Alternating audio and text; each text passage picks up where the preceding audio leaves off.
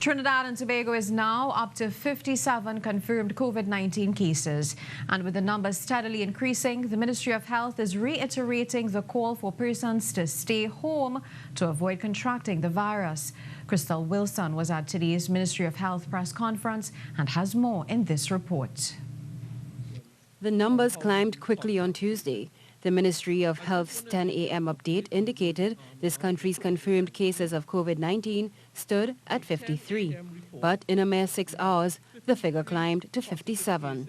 In its release, the Health Ministry said the additional confirmations: one person had a recent travel history, another person has had contact with a person who has had recent travel history, while 2 others are nationals who were on the same cruise but returned separately from the group of 68 people who were quarantined. During a press conference at the Ministry of Health, Minister Terence Singh reiterated government's call for citizens to stay home. He added that 4,000 test kits have arrived from China to assist this country in addressing COVID-19. That the 4,000 test kits promised by the People's Republic of China is actually in the country this morning. So that boosts our capacity to do more testing, as we spoke at yesterday's press conference.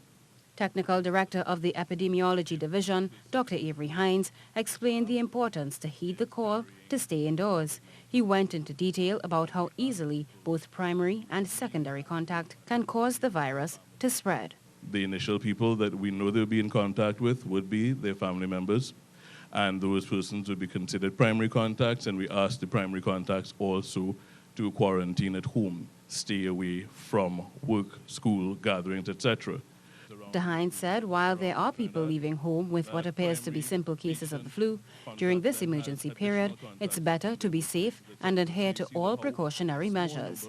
Although we know that not every cough, sneeze, sniffle, clearing of throat is a COVID-19 case, we are acting on a precautionary principle. And that precautionary principle is if everyone showing any kind of respiratory symptom removes themselves from the ability to mingle and transmit their virus, whichever virus they have, we are slowing the ability of this new virus to make its way through the population.